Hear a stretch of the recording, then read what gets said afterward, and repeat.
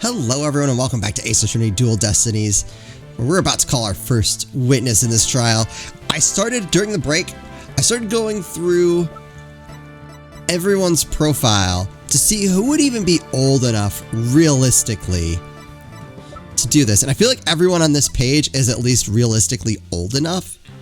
So you would have been 26, 21, also 26. 20, right on the edge, still possible.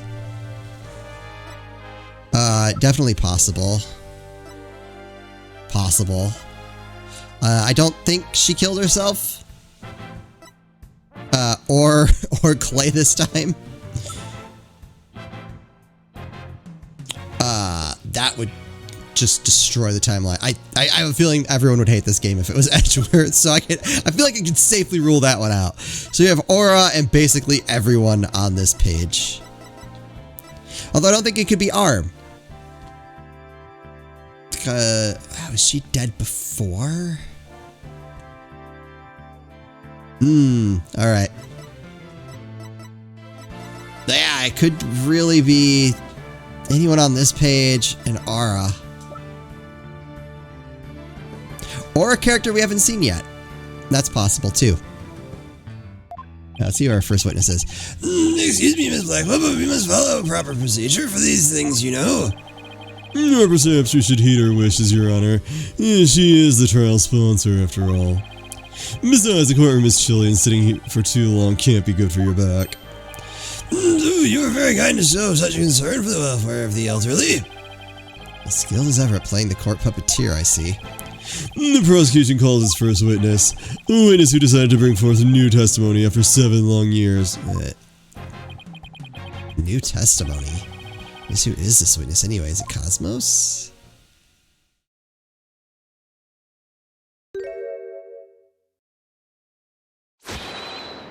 Bobby Fulbright's the name, and justice we trust. What are you doing here? I'm just here to speak for the hostage taker, Miss Aura Blackwell. Oh, okay. She says she's too busy with confining and threatening the hostages and all. It doesn't seem to stop her from constantly chiming in through Clonco. I'm nothing more than an observer in this. Do your best. I'm watching you. Believing her brother innocent, Miss Blackwell has been conducting her own investigation. Though her current actions are hardly lawful, I think we can at least hear her theory. I have here Miss Blackwell's notes on the investigation she conducted. And I'll be giving the testimony based on these notes. Here I go. Oh, alright.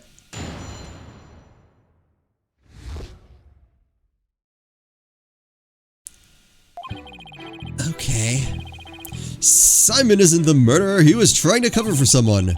Someone else was at the scene at the time. They say Simon committed the murder.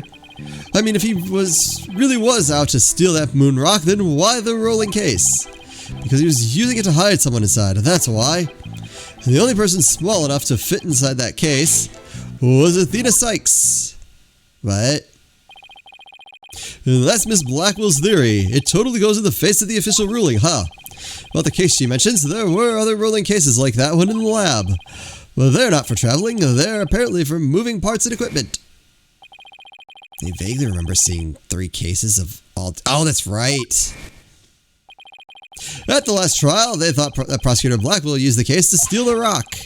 And they had a perfectly good reason to think that, too. You see, there's a security camera in the corridor that leads to the robotics lab. And that camera captured footage of Blackwell leaving the scene with the case. Uh-oh. I can see why that footage helped to bring his trial to a quick end. It's very convincing, that's for sure. Blackwell was the only one to pass through at the time of the crime. That case, by the way, was later discovered outside on the Space Center grounds. Speaking of after the incident, where was the defendant Athena Sykes found? She was found on the 5th floor of the Space Center in the Sykes family residence. Prosecutor Blackwell most likely brought her there after the incident. In addition, it's unknown where Miss Sykes was at the estimated time of death. Miss Sykes was too confused by the shock of her mother's death to give proper testimony, and there was no witness or evidence to tell us where she might have been. So what you're saying is Miss Sykes didn't have an alibi.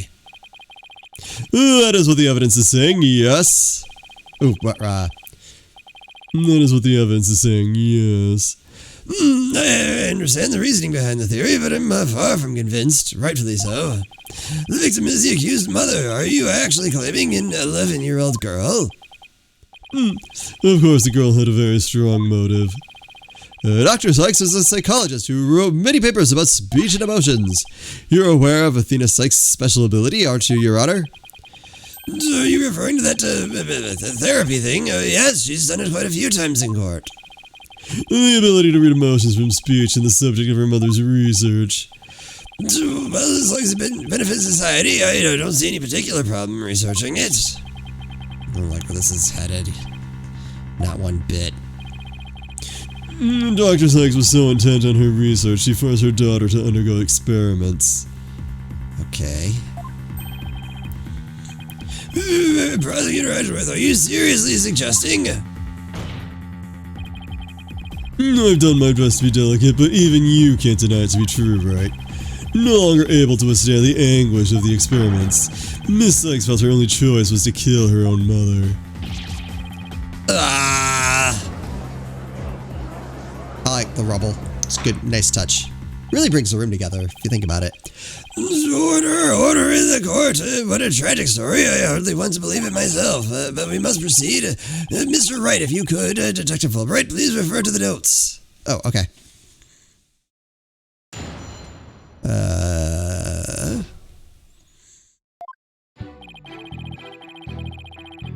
Hold it!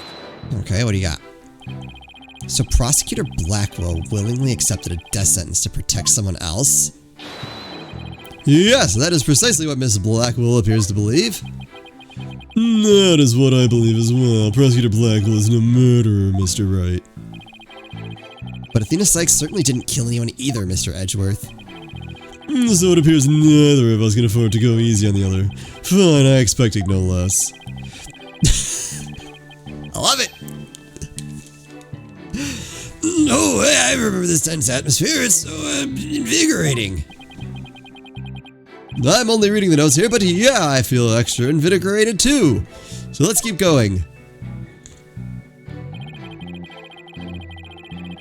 Hold it!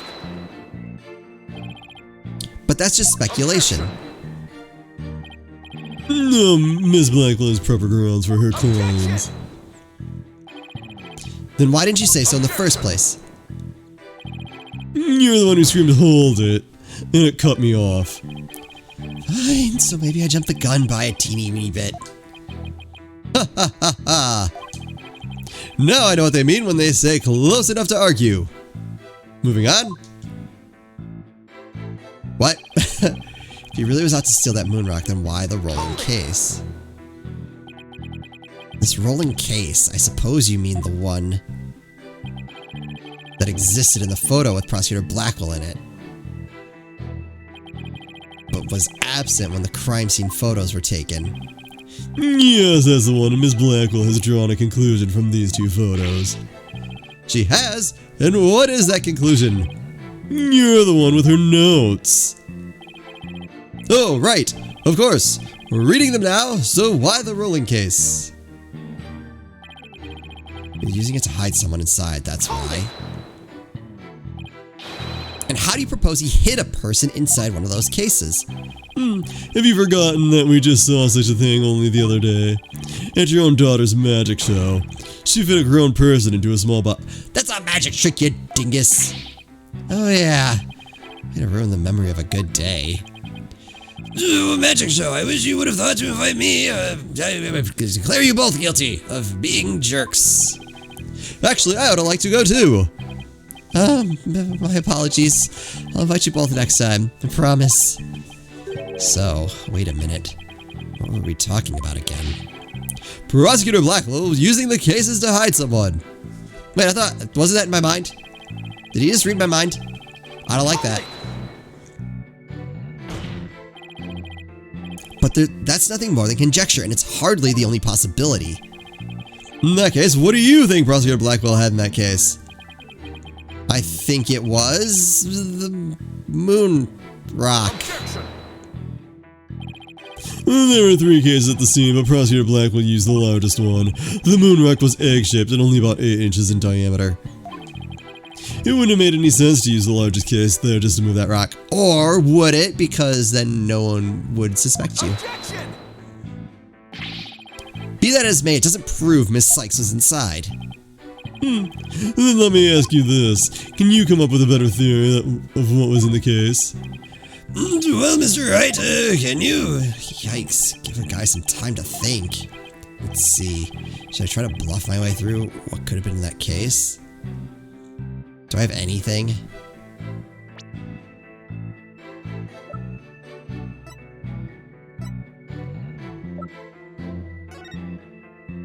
What could have been in the case?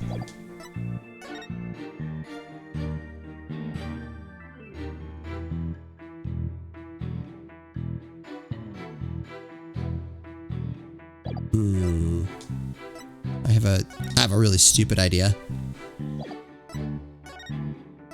We'll come back to. All right, let's take a look at that.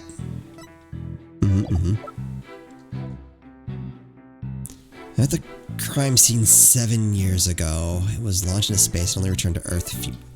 I feel like that's important.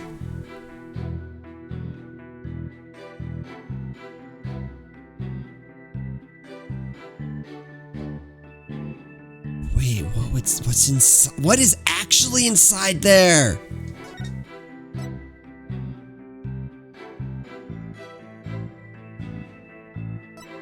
No, that doesn't help. That doesn't help.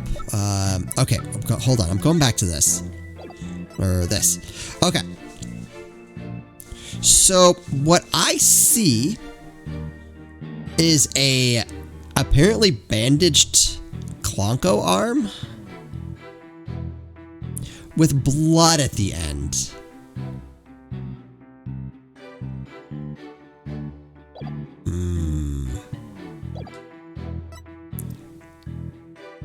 Hold on. Shoot. I wish I could go back through his testimony. I don't know that I need to bluff this. I think I might actually. I think this is my only chance. I don't like bluffing, but I'm not gonna lie. Typically, my thought process is, well, I bluffed last time, so I won't this time. Or I didn't bluff. I think I'm onto something, though. All right. Did Clonko do it? Is that actually blood? And what would that even prove? So we know Athena would like bandage them up just because. So that's probably where that came from. So was it already... Wait, was the arm the actual murder weapon? Hold on. We have... No. No, that looks very much like a sword wound.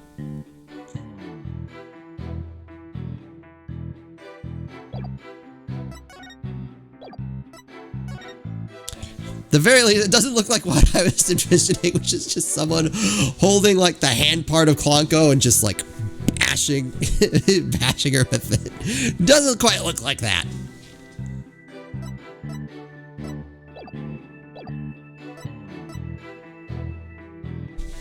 I wish I knew if I could come back. I'm assuming if I need this, I can come back to it, right? Let's put this in our pocket for just a second. I guess I'd better wait and see how it goes. It's a clever theory, but it doesn't look like they have any solid proof. If I push, maybe I can uncover some flaws in it. Yeah, here we go. Okay. Alright. He was trying to cover for someone. I don't know that I have... Someone else was at the scene at the time. They say Simon committed the murder. If he was really out to steal the moon rock, then why the rolling case? I have no idea what kind of evidence I have, though. The weapon pierced the heart. Isn't death due to a stab wound to the heart? So yeah, Is that blood, though?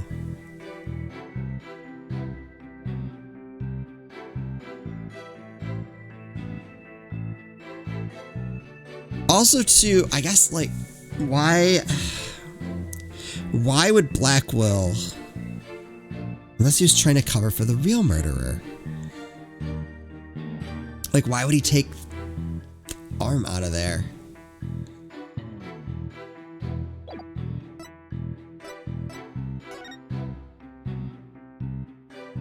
Wait, when was this taken? Newspaper clipping of the photo of people involved in the launch. It doesn't help. Because I'm looking, like, look at the arms. Like, the one is all taped up, right? Could it have gotten blood on it afterward? No, I feel like if it splattered, it would be more than just the socket, right?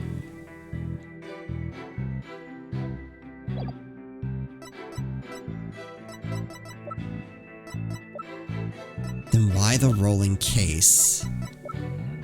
I don't even have that as evident. Well, I guess I could present this. Then why the rolling case? What else we got? Because he was using it to hide someone inside.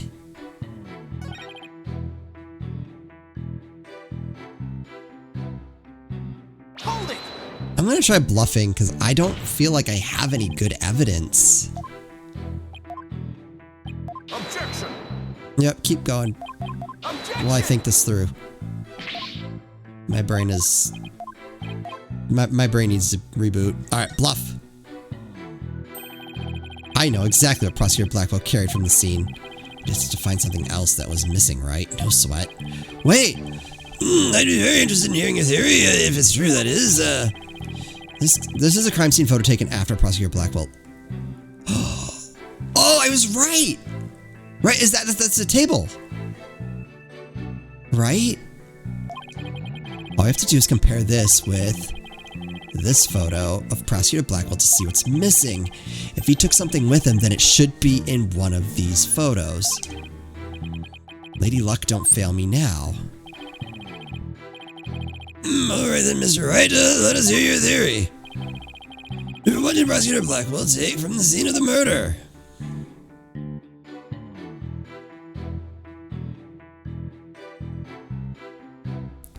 That, right? Because it's not in that other picture. I didn't even catch that right away. Oh, wait. Okay, hold on. There's a katana. There's a lot of things missing, actually. So which one is it?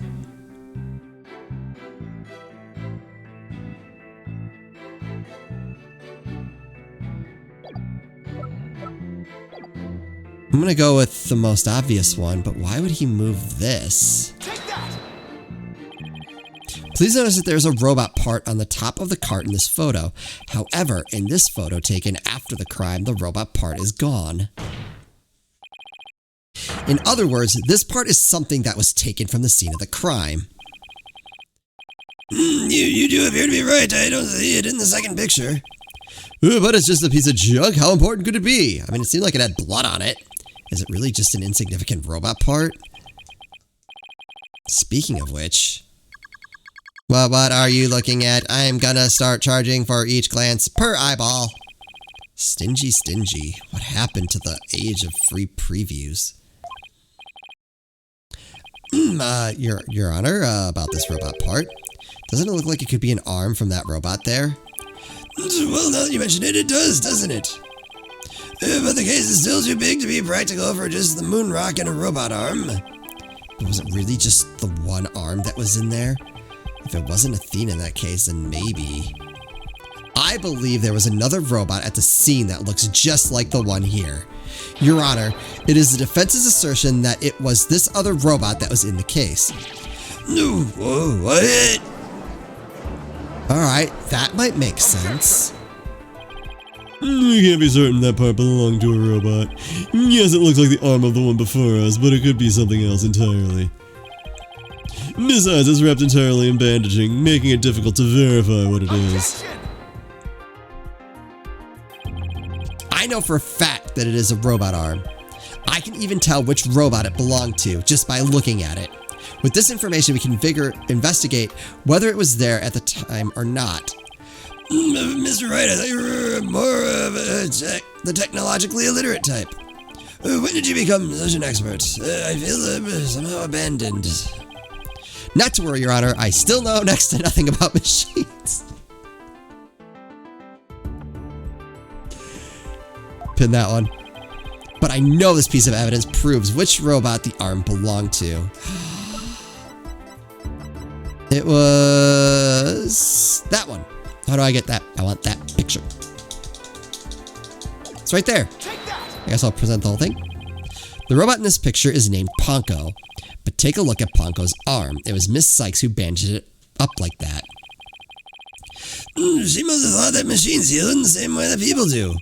What an adorable, naive mistake. It reminds me of my own grandchildren. The robot arm at the crime scene had the same bandaging wrapped around it. In other words, this robot arm could belong to none other than Ponko. Got him. Order in the court. Order, I say. Prosecutor Edgeworth, what do you have to say to this? I can see that the robot is about the same size as a child, but it cannot grab its knees and curl itself up into a ball. Even if it was the largest of the cases, the robot couldn't have possibly fit in there. The case does come up to about mid-thigh on Prosecutor Blackwell. I see your point. The robot is much taller than that. It got me there. So then did Prosecutor Blackwell make Ponko fit in the case by dismantling? Come on, I was like, they took the robot apart. Of course Ponko would fit. All Prosecutor Blackwell had to do was dismantle her. Once taken apart, the robot could have easily fit inside that rolling case. It appears to be a robot assembly device. Disassemble anything in a flash. Push the dismantle button. Sounds pretty neat. Can I push it, Mr. Nick? It sounds rather violent, but Mr. Wright does have a point there. Except that there was a body on the table where the robots were dismantled and assembled. There would have been no room to take the robot apart. But what if it wasn't done on the table? What if the katana was used instead? You mean the sword? Yes, Your Honor. Miss Blackwell, I'd like your opinion as a woman of science. Isn't it true that the katana could have been used to take the robot apart? I suppose so. Their joints aren't made of a very tough material. A blade could slice through them. Thank you for your expert opinion, Miss Blackwell. Thanks to you, we now know that the existence of the severed arm in this photo proves that Ponko was taken apart. In addition, since the rest of Ponko was not found at the scene, we can conclude that the true meaning of this photo is very different from the original interpretation. You can't mean... That's exactly what I mean. This photo does not capture the moment of the murder. It is instead a picture of the moment after the robot was sliced apart. The blood you see where the arm was cut off was transferred there by the bloody katana. Most likely the rest of Ponko is scattered around Prosecutor Blackwell's feet. Not hearing this. Therefore, what transported inside that case was not the defendant, but a robot. Miss Sykes was never at the scene at the time of the murder. My head, my body. Where am I? Got him.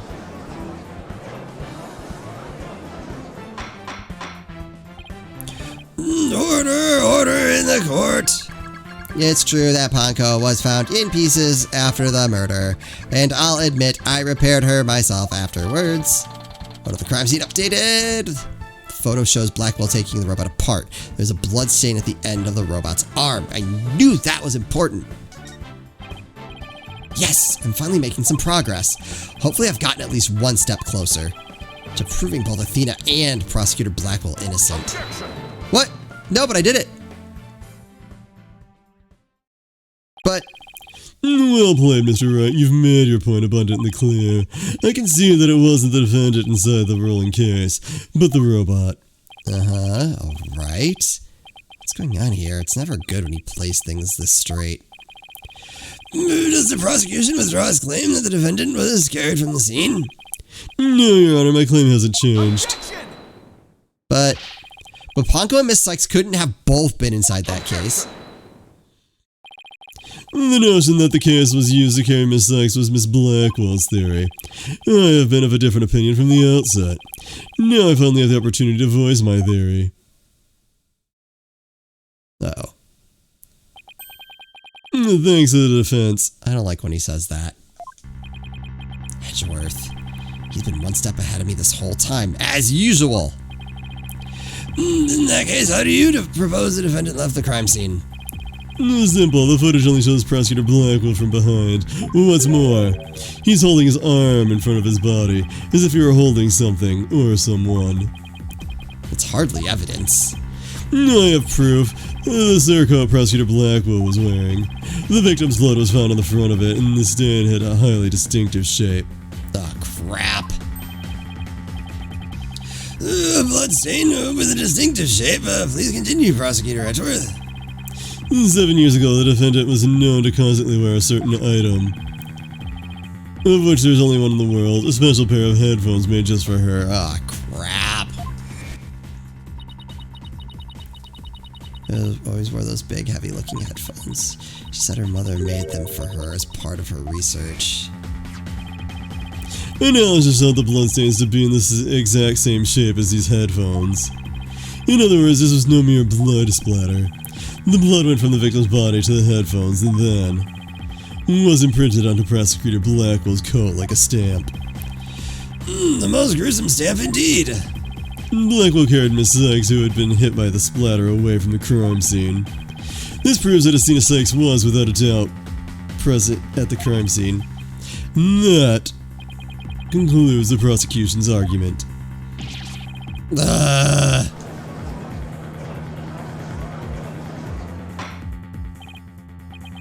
Order, if the defendant was indeed at the scene, it deepens the suspicion against her. But we've also shown that the robot was there at the scene as well. Maybe it was the robot.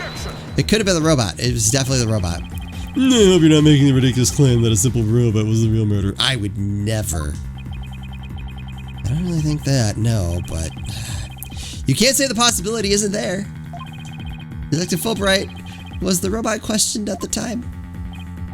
No, I don't see any record of it. I believe it was considered unrelated to the case. Also ridiculous. As it turned out, the robot was actually integrally related. Your Honor, the defense would like to call Ponko to the stand. It's not a dolphin? Or a whale?